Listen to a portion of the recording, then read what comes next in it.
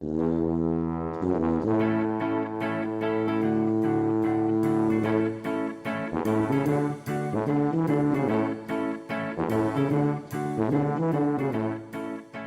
morning, and welcome to the Mental Breakdown Morning Show. I'm Dr. Bernie Wilkinson. I'm Dr. Richard Marshall.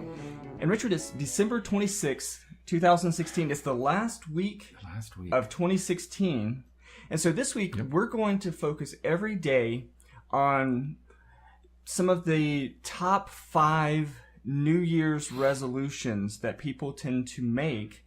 We're going to talk a little bit about why they tend to fail, why we have such a hard time succeeding with some of these New Year's resolutions, and then maybe give you a few strategies on how to find more success. I'm glad we're venturing into this New Year's resolution business in the way that we're venturing into it. Yeah. We hear every year making resolutions, keep your resolutions, why they fail. We're going to take a much broader view of that issue, of the whole issue of making, keeping, and not keeping New Year's resolutions. Right. So stay tuned. It's going to be an interesting week. I'm really, really excited about how we're approaching this topic. Yeah, absolutely. So what we're going to talk about first today is, as you kind of said, today's a more broad topic because it's going to include a lot of different possible resolutions. Specific resolutions. Right. But wrapped in a larger package. Right. So a lot of people, when they make their New Year's resolution, they say, I want to start blank. They want to start doing something new. Starting a new They want to start routine, new habits. Starting a new habit. Right. Mm-hmm. And now we're going to talk more specifically later in the week. We're going to talk more specifically about some healthy lifestyle things like diet and exercise, those kinds of things that we've talked about before. Mm-hmm. But, when people talk about they want to start something new, they may say that, I want to start reading more. I want to start, going to the library more. I want to start doing this more, start doing that more. And so we're going to talk about that a little bit more of a broad topic today. Right. And then tomorrow's going to be another kind of broad topic on sometimes we say we want to stop something. Right. And then we'll get some more specifics. Right. And I'm glad we're starting with that topic because in our teaching teachers how to manage classrooms, and we say to them, it's sort of the mantra, rule of thumb is it's much easier to start a desirable behavior, to start a new behavior, than it is to stop a behavior that you've been doing for a while. Remember, anything you've been doing for a while, any of those old habits, it's hard to break an old habit. Mm-hmm. It's much easier to start a new one. Absolutely. Okay? And so we're starting the week with this whole notion of let's start a new activity rather than stopping an old activity. Right. It's much easier to start going to the gym than it is to stop smoking cigarettes. Right. Okay? So we want to begin the week with how do we start and maintain new and positive and desirable and healthier behaviors. Right. Okay. So I think one of the reasons we have such a hard time when we say we want to start something new, because I don't think that it's necessarily a lack of real motivation, though motivation oftentimes is an issue. I agree. I don't think it's motivation. I think people want to. Right.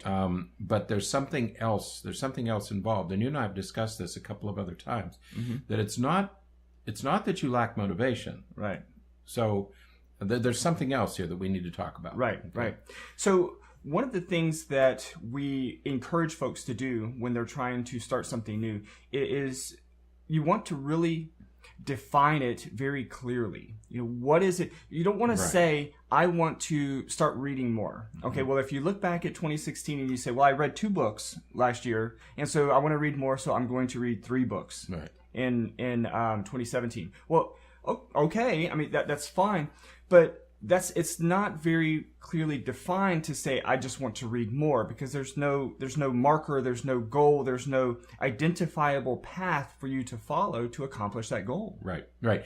When you say I want to go to the gym more, I want to walk, I want whatever you're saying, however you complete that sentence, you're right. And 2 problems. Number one, it's vague. Right. And the other thing is, and we've learned this working with patients who are trying to lose weight, is that when a person is given a task by a professional, whether it's diet or exercise or health or whatever it is, a physician, a psychologist, a dietitian, when you're first presented with that and you think this is something you're going to have to do for the rest of your life, it's overwhelming. Right. I mean, how long do I have to? I had a patient this week say, "How long do I have to do this?" And I said, "You only have to do this for 5 days." Right. And she said, "Oh, okay. Right. We're going to take this in little pieces." Okay. Right. Right. When you say go to the gym, going to the gym is massive. I mean, it's too much to digest.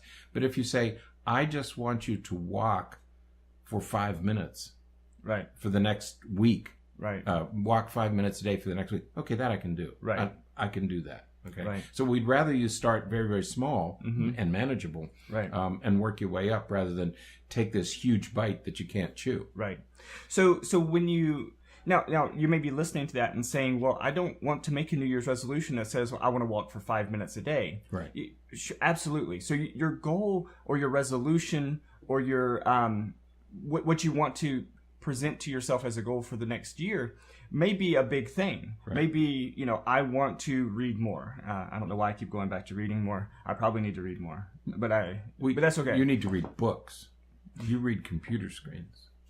I have some comic books. No, they don't count. So, but if you may say, I want to read more, but then define what that means. And so that may mean, okay, I want to read 2 books a month, or that may mean I want to read, a book a week.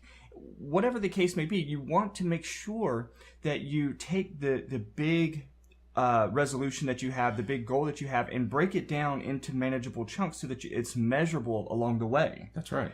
That's where we really fall short for ourselves when we fail to set those mile markers that let us know that we're making progress and that we know where the next checkpoint is. Without those checkpoints, we're lost. That's right. And no matter what we're talking about, whether it's reading or exercising or whatever it is, it has to be small. Maybe you have to say to yourself, I'm going to set aside 30 minutes a day. I look at my daily schedule and I say, from now on at 4:30 in the afternoon, I'm going to read for 30 minutes. Right. Okay. So that gets you started. Then from there, you can build and build and build. Right. And you get back to the motivation question. Are you going to talk about that some more? That was Do next. you plan to talk about that motivation? was next. Go ahead. No. You take the lead here. So what the mile markers do for us is they help build motivation, because we've talked about before, motivation, we often say, well, we have no idea where motivation comes from. Well, that's not completely true.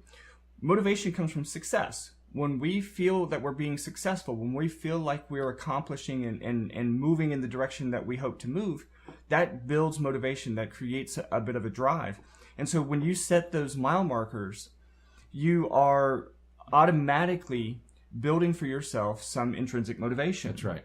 Motivation is a function of 2 things. Motivation is a function of deprivation in biological terms. Right. Motivation is a function of deprivation, so that as you get thirstier, you're more motivated to take a drink. Right. As you get hungrier, you're more motivated to eat. In other activities, motivation is a function of achievement. Right. We often hear people say, well, if she were more motivated, she would do better. Right. No, that's backwards. If you're achieving, you're going to be motivated. Right. We can't stress that enough. We've talked about it many, many times. You have to experience some small successes. I'm on a food plan right now, but if I don't feel some success in the first week, I'm not going to continue. Right. It just isn't going to happen. Right. If I don't feel some results, fortunately, I have been feeling some results. So it's going to be easy. Now it's easy for me to continue just after 1 week. So you have to experience some success. So when you set up your plans, set it up so that you experience some early success, and that will get you motivated to take the next step. Absolutely. So the secret to success with whatever your goal is, that you're going to start something new, is to define what that something is. That's right. Clearly define what it is that you want to accomplish. Set up your mile markers along the way, and just be insightful enough to make sure that you're meeting those, or reaching those mile markers each time, and set those mile markers as close together as you need to. If you need to set it up once a week, that's fine. Some people need once a day. Right, that's right. Especially at the beginning, you need once a day. That's fine as well. Whatever the case may be, identify the resolution that and goal that you want for 2017. Right. Set up your mile markers, and then monitor yourself and make sure that you're meeting those mile markers. That's right. With those 3 simple steps, you're going to find much more success in whatever it is that you're hoping to, whatever new habit it is that you're trying to start next year. When you set your plan up for success. Right. Okay. Not long-term big victories. Set it up for very small successes, and you'll be surprised how that motivates you to take those next steps or to stay with your plan. Absolutely. So engineer it for success. Right. So, all right. Well, that's Happy Monday. That is Happy Monday. So that's step 1. Tomorrow we're going to talk about how to stop. How to stop some a little more difficult. So that'll be tomorrow. Have a great day today, though, and enjoy your time. Enjoy your family. Enjoy your weather. I don't know. What? I don't know. It's early in the morning, so I don't know how the weather's going to be today. So. We're skipping winter. I had somebody say we're skipping winter in Florida this year. One other thing I want to say about building new habits. Okay. Takes a while. Yeah. Can take 30 to 60 days to build a new habit, so don't get discouraged. It's going to be March or April before you have a habit. That's why you need those early successes, okay? That's why sometimes those mile markers early on need to be really close together. So That's right. Yeah. Okay. All right. We'll see you tomorrow. Have a great day. Great day. Bye-bye.